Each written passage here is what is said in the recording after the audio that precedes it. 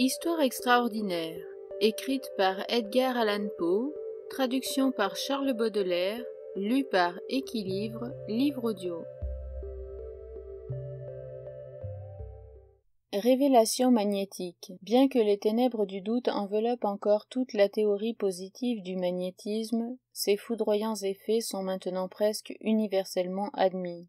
Ceux qui doutent de ces effets sont de purs douteurs de profession, une impuissante et peu honorable caste.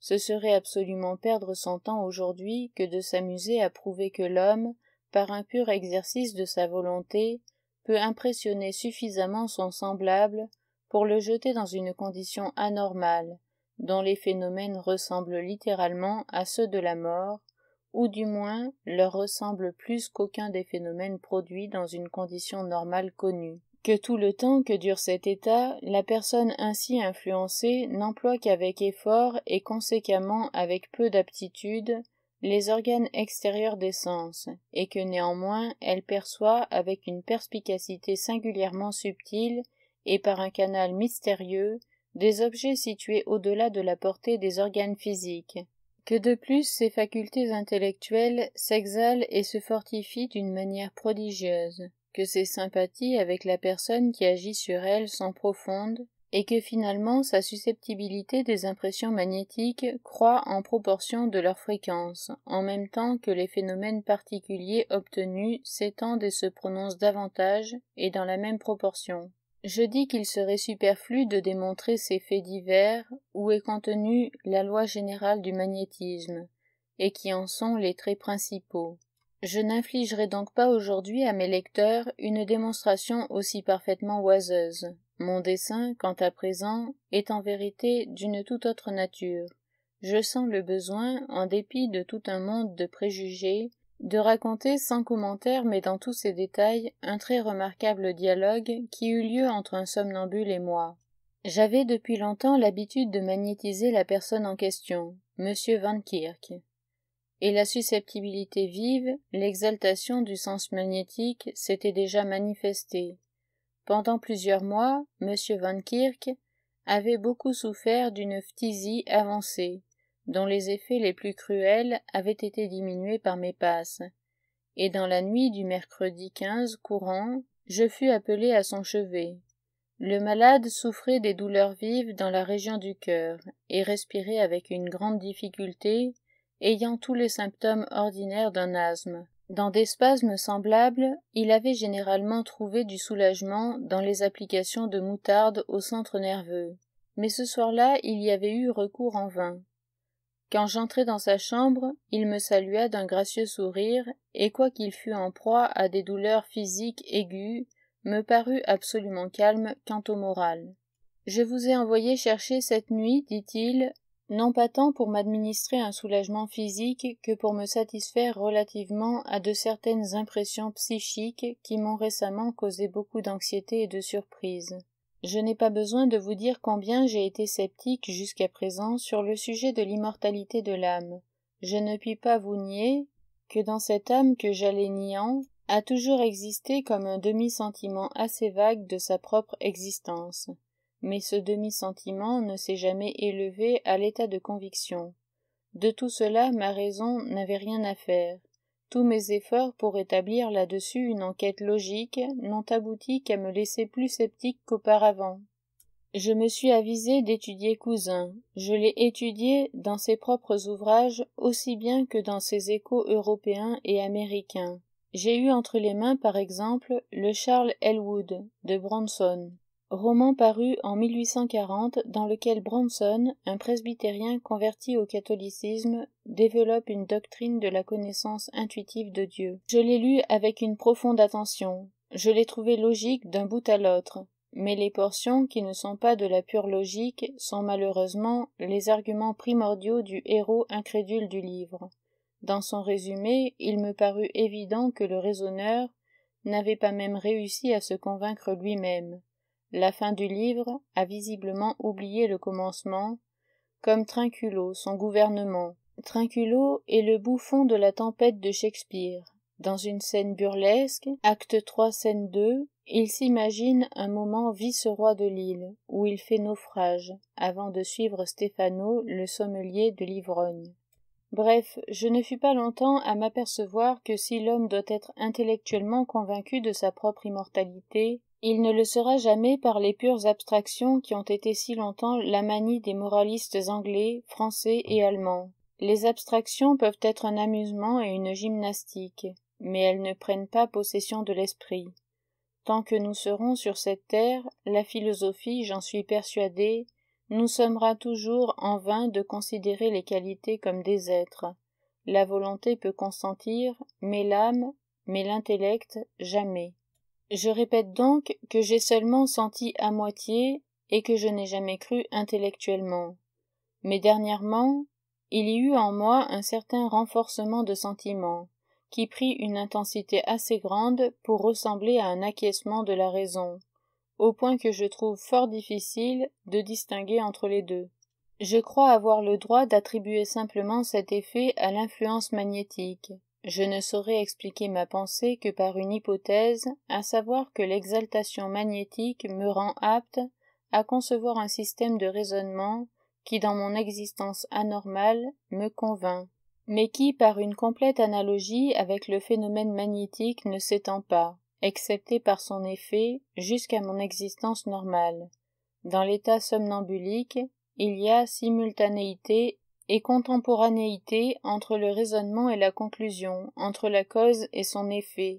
Dans mon état naturel, la cause s'évanouissant, l'effet seul subsiste, et encore peut être fort affaibli. Ces considérations m'ont induit à penser que l'on pourrait tirer quelques bons résultats d'une série de questions bien dirigées prononcées à mon intelligence dans l'état magnétique. Vous avez souvent observé la profonde connaissance de soi-même manifestée par le somnambule et la vaste science qu'il déploie sur tous les points relatifs à l'état magnétique. De cette connaissance de soi-même, on pourrait tirer des instructions suffisantes pour la rédaction rationnelle d'un catéchisme. Naturellement, je consentis à faire cette expérience. Quelques passes plongèrent M. Van Kirk dans le sommeil magnétique. Sa respiration devint immédiatement plus aisée, et il ne parut plus souffrir aucun malaise physique. La conversation suivante s'engagea. V dans le dialogue représentera le somnambule, et P ce sera moi. P. Êtes-vous endormi? V. Oui, non, je voudrais bien dormir plus profondément. P. Après quelques nouvelles passes. Dormez-vous bien maintenant? V.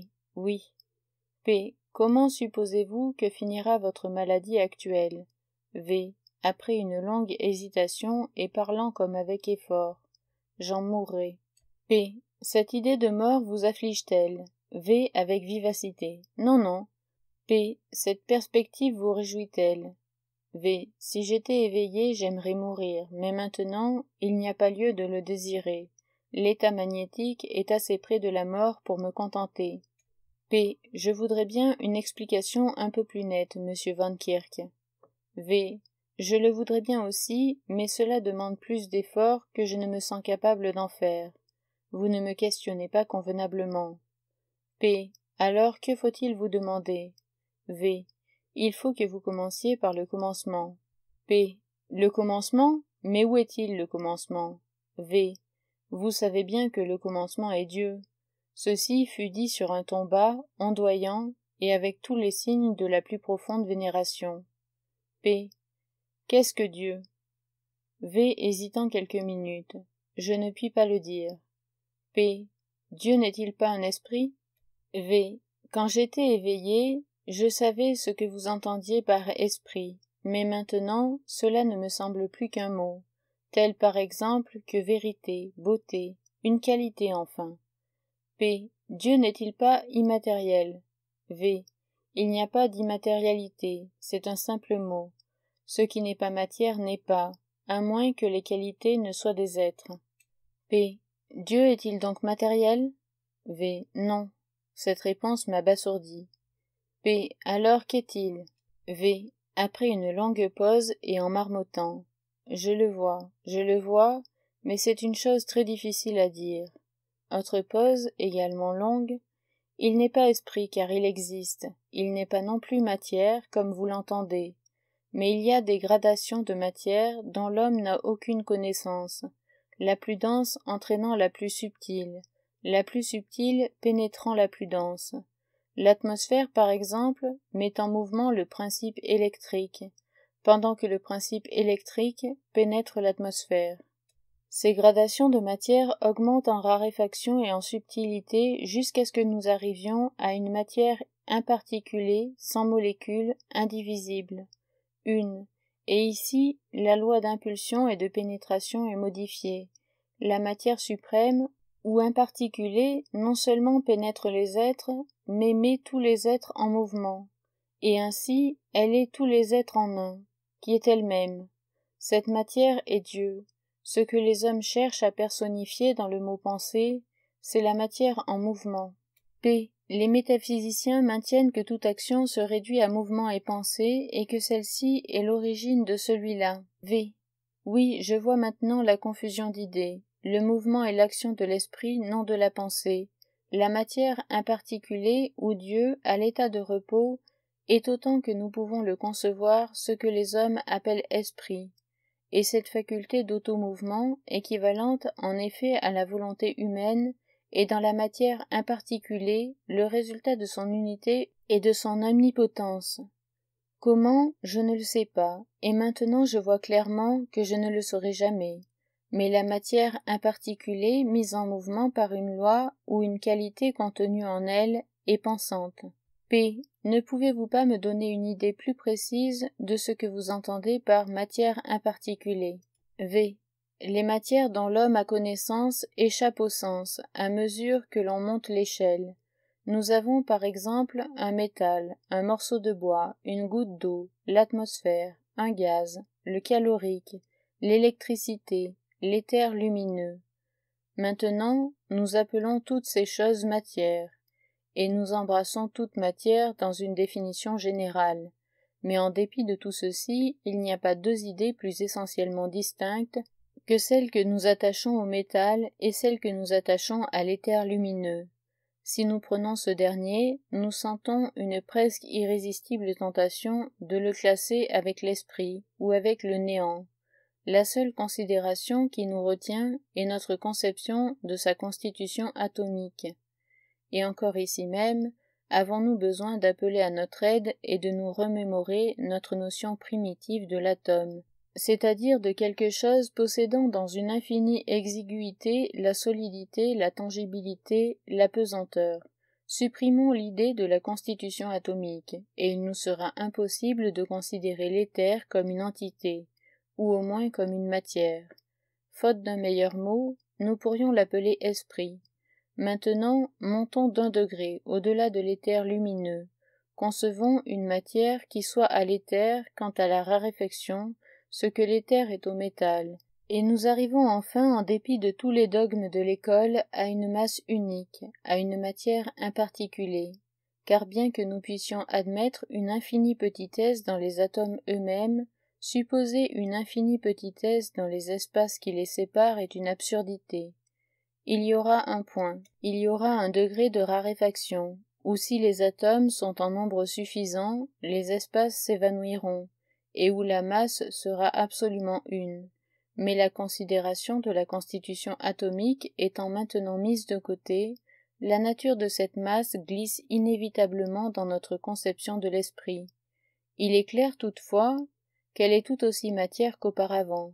Le vrai est qu'il est aussi impossible de concevoir l'esprit que d'imaginer ce qui n'est pas. Quand nous nous flattons d'avoir enfin trouvé cette conception, nous avons simplement donné le change à notre intelligence par la considération de la matière infiniment raréfiée. P. Il me semble qu'il y a une insurmontable objection à cette idée de cohésion absolue, et c'est la très faible résistance subie par les corps célestes dans leur révolution à travers l'espace, résistance qui exige, à un degré quelconque, cela est aujourd'hui démontré, mais à un degré si faible qu'elle a échappé à la sagacité de Newton lui-même. Nous savons que la résistance des corps est surtout en raison de leur densité, l'absolue cohésion et l'absolue densité. Là où il n'y a pas d'intervalle, il ne peut pas y avoir de passage. Un éther absolument dense constituerait un obstacle plus efficace à la marche d'une planète qu'un éther de diamant ou de fer. V. Vous m'avez fait cette objection avec une aisance qui est à peu près en raison de son apparente irréfutabilité. Une étoile marche. Qu'importe que l'étoile passe à travers l'éther ou l'éther à travers elle. Il n'y a pas d'erreur astronomique plus inexplicable que celle qui concilie le retard connu des comètes avec l'idée de leur passage à travers l'éther, car quelque raréfié qu'on suppose l'éther, il fera toujours obstacle à toute révolution sidérale, dans une période singulièrement plus courte que ne l'ont admis tous ces astronomes qui se sont appliqués à glisser sournoisement sur un point qu'ils jugeaient insoluble. Le retard réel est d'ailleurs à peu près égal à celui qui peut résulter du frottement de l'éther dans son passage incessant à travers l'astre. La force de retard est donc double, d'abord momentanée et complète en elle-même, et en second lieu infiniment croissante. P. Mais dans tout cela, dans cette identification de la pure matière avec Dieu, n'y a-t-il rien d'irrespectueux? Je fus forcé de répéter cette question pour que le somnambule pût complètement saisir ma pensée. V. Pouvez-vous dire pourquoi la matière est moins respectée que l'esprit? Mais vous oubliez que la matière dont je parle est, à tout égard, et surtout relativement à ses hautes propriétés, la véritable intelligence ou esprit des écoles, et en même temps la matière de ces mêmes écoles. Dieu, avec tous les pouvoirs attribués à l'esprit, n'est que la perfection de la matière.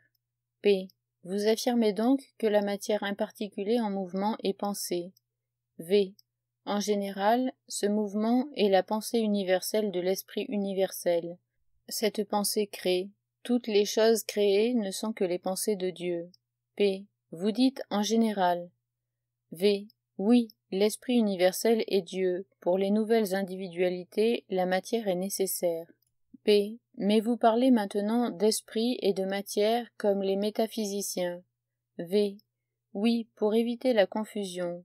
Quand je dis esprit, j'entends la matière imparticulée ou suprême. Sous le nom de matière, je comprends toutes les autres espèces. P. Vous disiez, pour les nouvelles individualités, la matière est nécessaire.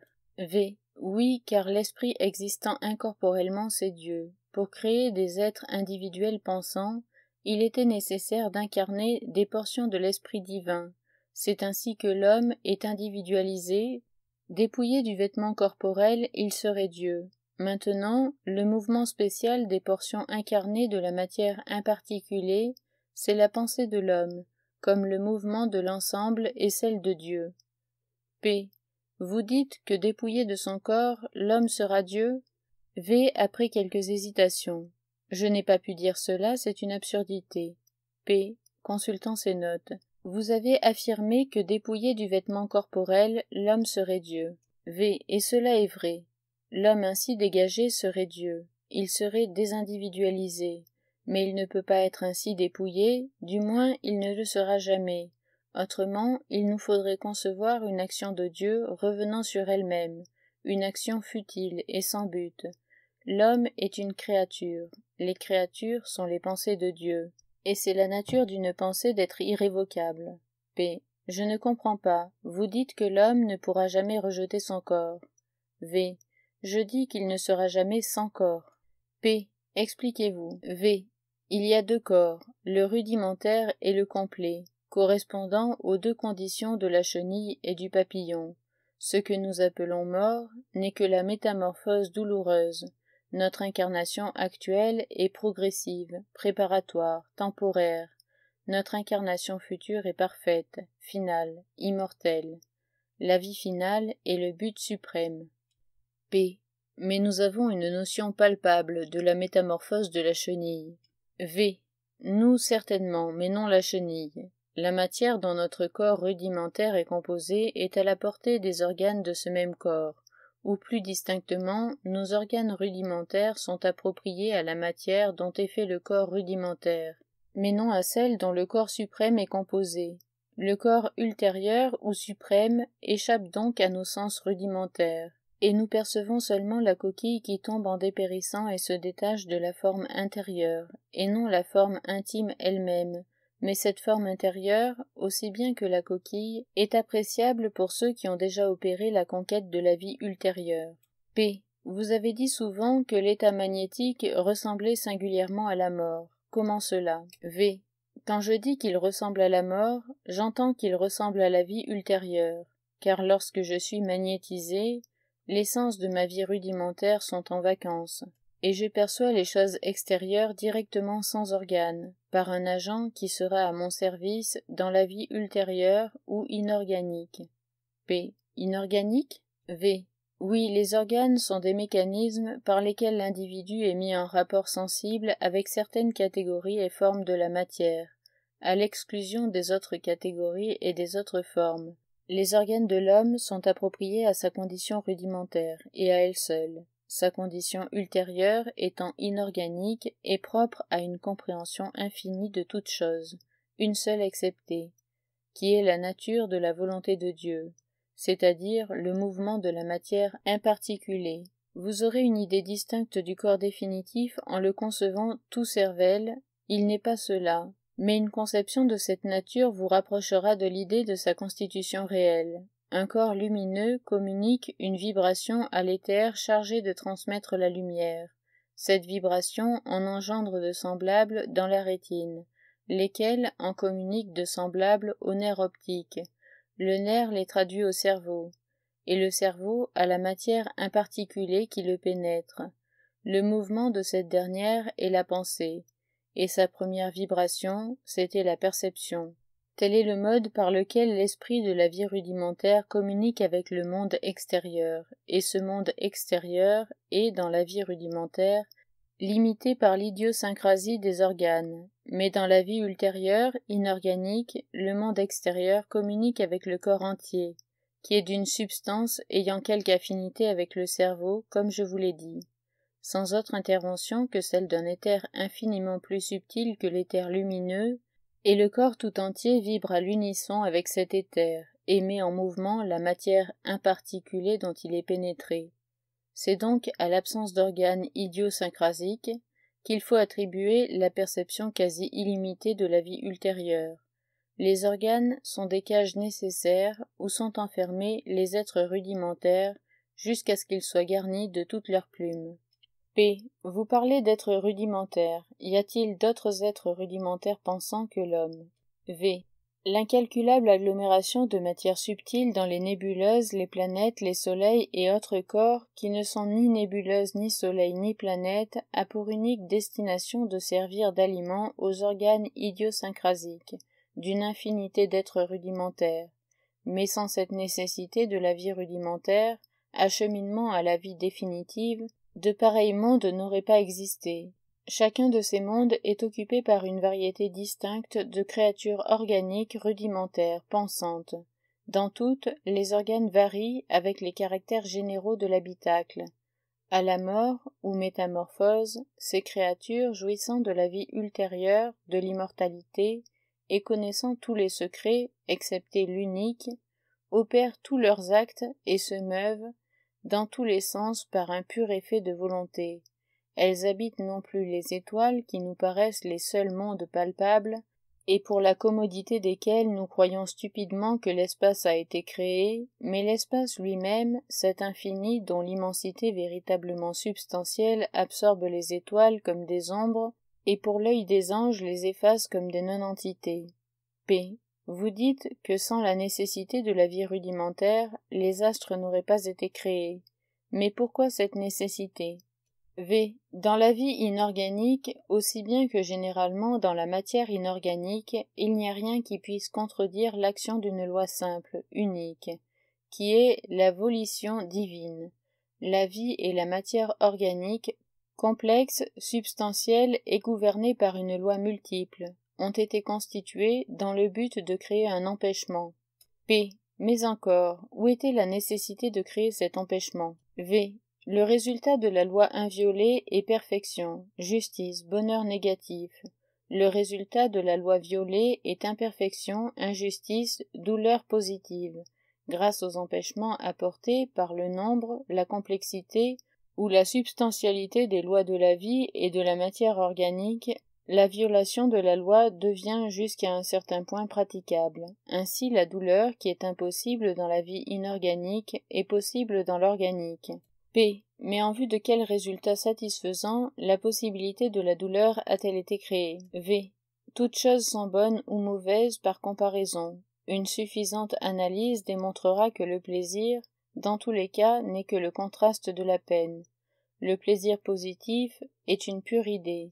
Pour être heureux jusqu'à un certain point, il faut que nous ayons souffert jusqu'au même point. Ne jamais souffrir serait équivalent à n'avoir jamais été heureux.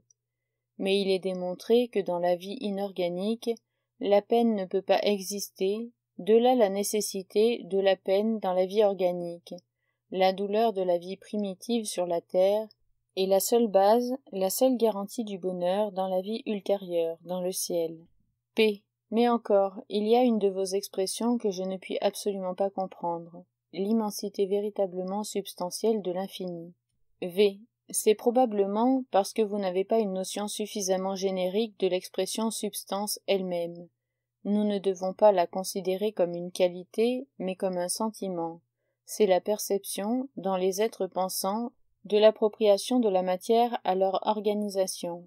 Il y a bien des choses sur la terre qui seraient néant pour les habitants de Vénus, bien des choses visibles et tangibles dans Vénus, dont nous sommes incompétents à apprécier l'existence. Mais pour les êtres inorganiques, pour les anges, la totalité de la matière imparticulée est substance, c'est-à-dire que pour eux, la totalité de ce que nous appelons espace est la plus véritable substantialité. Cependant, les astres, pris au point de vue matériel, échappent au sens angélique dans la même proportion que la matière imparticulée, prise au point de vue immatériel, échappe au sens organique. Comme le somnambule d'une voix faible prononçait ces derniers mots, j'observai dans sa physionomie une singulière expression qui m'alarma un peu, et me décida à le réveiller immédiatement. Je ne l'eus pas plutôt fait qu'il tomba en arrière sur son oreiller et expira, avec un brillant sourire qui illuminait tous ses traits. Je remarquai que moins d'une minute après, son corps avait l'immuable rigidité de la pierre, son front était d'un froid de glace.